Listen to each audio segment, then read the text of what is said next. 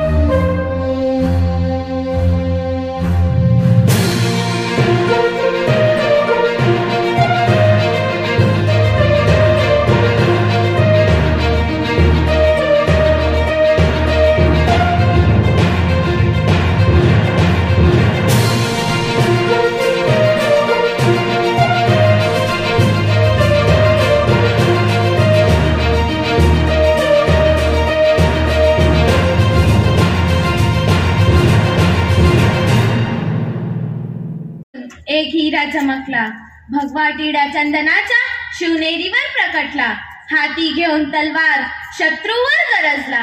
महाराष्ट्रात असा एकच शिवाजी राजा होऊन गेला, शिवाजी राजा होऊन गेला। सन्माननीय व्यासपीठावरील उपस्थित मान्यवर आणि येथे जमलेले सर्व शिवभक्त सर्वांना माझा नमस्कार। माझे नाव प्रणाली प्रवीण पाटील, मी इयत्ता 8वी नॉर्थ पॉइंट शाळेची विद्यार्थिनी आहे आणि माझा विषय आहे मातृत्वाचा वसा राजमाता जिजाऊ।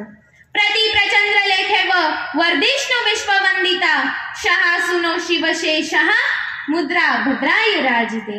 मुद्रा शिवाजी राजांना, मुद्रा शिवाजी राजांना त्या रयतेच्या राजाला ज्याच्या भक्तीला जोड नाही, ज्याच्या शौर्याला तोड नाही। तो अखंड आहे सागरासारखा, ज्याचे छत्र म्हणजे आवळा समान, जो त्या सूर्याची शान, मराठी माणसाचे धगधगणारे स्वाभिमान आणि काळीच म्हणजे सह्याद्री, ज्याला शंभूचा अभिमान। महाराष्ट्राच्या देवघरात ज्याचे पहिले स्थान। सुवर्ण शतकात 19 फेब्रुवारीच्या दिवशी शिवनेरीवर एक तेजस्वी तारा चमकला। शिवनेरीवर तुफानांचा गडगडाट झाला, शनी चौघड्या वाजू लागल्या, एक रहित सह्याद्रीच्या कडकपारी दुमदुमली। अरे माझा राजा जन्मला, माझा शिवबा जन्मला, दीन गरिबांचा कैवारी जन्मला, दृष्टांचा सहारी जन्मला। माझा राजा जन्मला, माझा शिवबा जन्मला। जिजाऊंनी शिवबांना लहान वयातच रामायण महाभारतातील कथा सांगितल्या होत्या। त्यांनी शिवबांना ज्ञान, चातुर्य, चरित्र, पराक्रम अशा सत्वगुणांचे बळ दिले। जिजाऊंनी शिवरायांना रयतेच्या कल्याणासाठी घडवले आणि शिवराय घडले कारण संस्कार जिजाऊंचे होते। म्हणूनच तर मनाविसे वाटते की थोर तुमचे कर्म जिजाऊ, उपकार कधीच न फिटणार। थोर भीतर की परिस्थिति, लेकिन गाड़ी नंबर और गाड़ी के आने और जाने के समय की सूचना देती। तुम्हारी आवाज अच्छी है, कुछ चीजें अब भी अच्छी है. मला वाटतं सगळीकडे निराशेने भरलेलं वातावरण सभोवताली तुम्हाला आणि मला जाणवत असताना शिवछत्रपतींच्या नावानं जागर आपण केला पाहिजे हा विचार मनात धरून श्री शिवाजी शिक्षण संस्थेच्या वतीनं गेल्या अनेक वर्षांपासून सातत्यानं ही व्याख्यानमाला 17, 18, 19 असे सलग 3 दिवस सुरू राहणं म्हणजेच काहीतरी निश्चित चांगलं घडतं आहे आणि आपण त्याचे साक्षीदार आहोत यापेक्षा मोठं भाग्य मला वाटत नाही. त्यामुळे सर्वप्रथम मी संस्थेचे आभार व्यक्त करतो की त्यांनी मला इथे येण्याची संधी दिली. छत्रपती शिवरायांना विनम्र अभिवादन करतो. आजच्या कार्यक्रमाचे अध्यक्ष माननीय एस.टी. पाटील साहेब, प्रमुख उपस्थिती लाभलेले जिल्ह्याचे पोलीस अधीक्षक श्रीकांत धिवरे साहेब, आणि विशेष म्हणजे मला आनंद होतोय या ठिकाणी की तुम्ही सगळे श्रोते आहातच ऐकण्यासाठी, पण आमच्या जवळची सुद्धा माणसं या सभागृहामध्ये उपस्थित आहेत, मंचा या सगळ्या सोहळ्यासाठी उपस्थित आहेत. आणि विशेष म्हणजे मंचावरती उपस्थित असलेले निवासी उपजिल्हाधिकारी माननीय नितीन गावंडे साहेब, ज्यांचं माझं नातं म्हणजे ते आमचे जिजाजी आहेत, ते सुद्धा आवर्जून या कार्यक्रमाला उपस्थित आहेत. याचा एक विशेष आनंद मला आहे. आमच्या ताई मोनाली गावंडे या ठिकाणी उपस्थित आहेत. त्यामुळे एका चांगल्या वातावरणामध्ये आणि आपल्यासोबत तुमच्या सगळ्या श्रोत्यांच्या उपस्थितीमध्ये व्याख्यान करण्याचा योग या ठिकाणी आलेला आहे.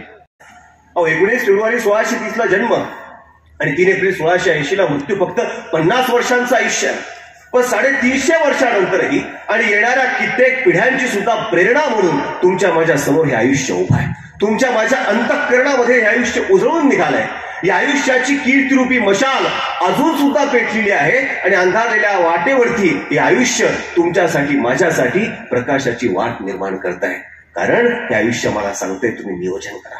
हे आयुष्य मला सांगते तुम्ही ध्येय ठरवा. हे आयुष्य मला सांगते तुम्ही निष्ठा बाळगा. हे आयुष्य मला सांगते की आई वडिलांच्या स्वप्नांचा ध्यास. हे आयुष्य शिकवते आत्मविश्वास. हे आयुष्य सांगते ठेवा धैर्य. आणि हे आयुष्यच आहे की जे आम्हाला सांगते तुम्ही गाजवा शौर्य. म्हणून छत्रपतींच्या पराक्रमी आयुष्यासमोर नतमस्तक होताना त्यांच्या विचारांचा आदर्श आपल्याला घ्यावा लागेल आणि पुढच्या पिढ्यांना सुद्धा तो सांगावा लागेल की अरे छत्रपतींच्या नावाचा बेबीच्या देठापासून जय जयकार आपण करूच, पण त्यांच्या विचारांची वाट सुद्धा धरू. आणि नुसतंच कपाळावरती चंद्रकोर कोरण्यापेक्षा, दाढी वाढून फिरण्यापेक्षा आणि गाडीवरती बघतोस काय मुजरा कर असं लावण्यापेक्षा आणि भगवं वादळ भगवं वादळ भगवं वादळ असं करण्यापेक्षा अरे छत्रपती शिवरायांच्या विचारांचंच असं काही वादळ आपल्या देशामध्ये निर्माण करू की त्यांच्या विचारांना जो अपेक्षित आहे तो भगवा सगळीकडे फडकल्याशिवाय राहणार नाही.